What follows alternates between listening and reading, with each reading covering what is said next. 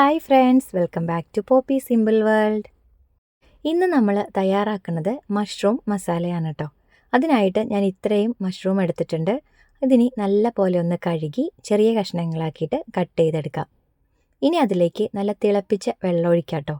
എന്നിട്ട് അതിലേക്ക് ഒരല്പം മഞ്ഞൾപ്പൊടിയും ഉപ്പും കൂടിയിട്ട് നന്നായിട്ടൊന്ന് മിക്സ് ചെയ്ത് ഒരു 10-15 മിനിറ്റ് മാറ്റി വയ്ക്കാം. നമ്മൾ ഇതുപോലെ ചെയ്യണത് എന്തിനാണെന്നോ, ഇതിലെന്തെങ്കിലും വിഷാംശങ്ങളൊക്കെ ഉണ്ടെങ്കിൽ അതൊക്കെ ഇങ്ങനെ ചെയ്യുമ്പോഴേക്കും പോകുന്നതാണ് കേട്ടോ പറയണത്. ആദ്യം തന്നെ വെളിച്ചെണ്ണയിൽ ഈ മഷ്റൂമൊക്കെ ഒന്ന് ഫ്രൈ ചെയ്തെടുക്കാം. അതിനായിട്ട് ഞാനിവിടെ ഒരു പാൻ അടുപ്പത്ത് വെച്ചിട്ടുണ്ട്. പാൻ നല്ലപോലെ ചൂടാകുമ്പോഴേക്കും അതിലേക്ക് വെളിച്ചെണ്ണ ഒഴിച്ചു കൊടുക്കാം. ഇനി ഈ മഷ്റൂമൊക്കെ ഇതിലിട്ട് നമുക്കൊന്ന് ചെറുതായിട്ട് ഫ്രൈ ചെയ്തെടുക്കാം കേട്ടോ. ഇത് ചെറുതായി ഒന്ന് വാടി വരുമ്പോഴേക്കും അതിലേക്ക് ഒരല്പം മഞ്ഞൾപ്പൊടി കൂടി ചേർത്ത് കൊടുക്കാം. പിന്നെ അതിലേക്ക് ഒരല്പം ഉപ്പും കൂടി ചേർത്ത് കൊടുക്കുന്നുണ്ട്. ഇനി ഇത് നല്ല പോലെ ഒന്ന് മിക്സ് ചെയ്ത് കൊടുക്കാം. ഇതൊത്തിരി അങ്ങോട്ട് ഫ്രൈ ആക്കി എടുക്കണ്ട. ഈ ഒരു പാകത്തിലാകുമ്പോഴേക്കും നമുക്കിതൊരു പാത്രത്തിലേക്ക് കോരി മാറ്റി വയ്ക്കാം.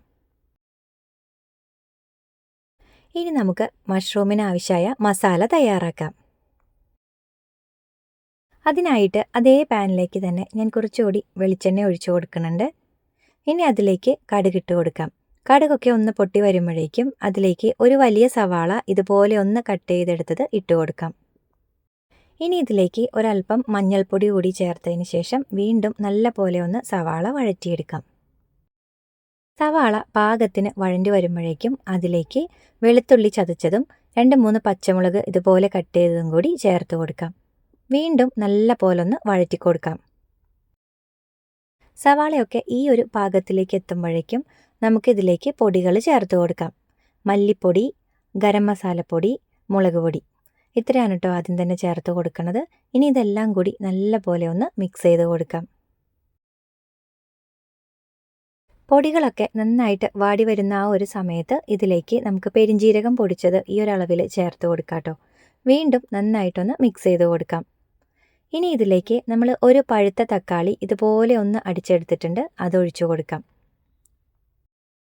ഞാനിവിടെ തക്കാളി ചേർക്കുമ്പോൾ തൊലി കളഞ്ഞിട്ടാണ് കേട്ടോ ചേർത്ത് കൊടുക്കാറുള്ളത്. ഇനി ഇതൊക്കെ ഒന്ന് മിക്സായി വരുമ്പോഴേക്കും അതിലേക്ക് തിളപ്പിച്ച വെള്ളമാണ് കേട്ടോ ചേർത്ത് കൊടുക്കുന്നത്.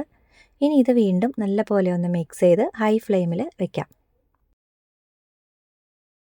ഇതൊന്ന് തിളച്ച് തുടങ്ങുമ്പോഴേക്കും അതിലേക്ക് ഉപ്പ് ചേർത്ത് കൊടുക്കാം. വീണ്ടും ഒന്ന് മിക്സ് ചെയ്ത് കൊടുക്കാം. ഇനി ഇതിലേക്ക് നമ്മൾ ഫ്രൈ ചെയ്ത് വെച്ചിരിക്കുന്ന മഷ്റൂം ഉണ്ടല്ലോ, അത് ആഡ് ചെയ്ത് കൊടുക്കാം. എന്നിട്ട് ഈ മസാലയൊക്കെ ഇതിലേക്ക് നല്ല പോലെ പിടിക്കുന്ന രീതിയിൽ വീണ്ടും ഇളക്കി യോജിപ്പിച്ച് കൊടുക്കാം. ഇതിപ്പോൾ നമ്മൾ അടച്ചൊന്നും വെക്കുന്നില്ല, ഹൈ ഫ്ലെയിമിൽ നല്ല പോലെ ഒന്ന് തിളപ്പിച്ചെടുക്കാൻ കേട്ടോ. ഇത് തിളച്ച് വരുമ്പോഴേക്കും നമുക്കിതിലേക്ക് ഒരല്പം കുരുമുളക് പൊടി കൂടി ചേർത്ത് കൊടുക്കാം കേട്ടോ. വീണ്ടും ഒന്ന് ഇളക്കി കൊടുക്കാം. എന്നിട്ട് ഇത് ലോ ഫ്ലെയിമിലേക്ക് മാറ്റാം. അപ്പോഴേക്കും ഇതിൻ്റെ ചാറൊക്കെ ഒന്ന് കുറുകി വരും കേട്ടോ. നമ്മൾ ഇടയ്ക്കിടയ്ക്ക് ഇതുപോലെ ഒന്ന് ഇളക്കി കൊടുത്തുകൊണ്ടിരിക്കണം. ഇതുണ്ടോ, ഇതിപ്പോൾ ഗ്രേവിയൊക്കെ ഒന്നുകൂടി തിക്കായി വന്നിട്ടുണ്ട്. ഇനി നമുക്കിതിലേക്ക് ഒരല്പം മല്ലിയില കൂടി ഇട്ട് കൊടുക്കാം. എന്നിട്ട് ഫ്ലെയിം ഓഫ് ചെയ്യാം. ഇത് കുറച്ച് സമയം കഴിയുമ്പോഴേക്കും വീണ്ടും ഇതൊന്നുകൂടി തിക്കായി വരും കേട്ടോ.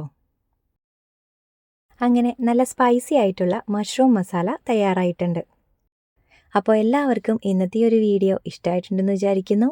വീഡിയോ ഇഷ്ടമായാൽ ലൈക്ക് ചെയ്യുക, കമൻറ്റ് ചെയ്യുക, സപ്പോർട്ട് ചെയ്യുക. മാത്രമല്ല കൂൺ കിട്ടുമ്പോൾ ഇതുപോലെ എല്ലാവരും ഒന്ന് തയ്യാറാക്കി നോക്കണേ.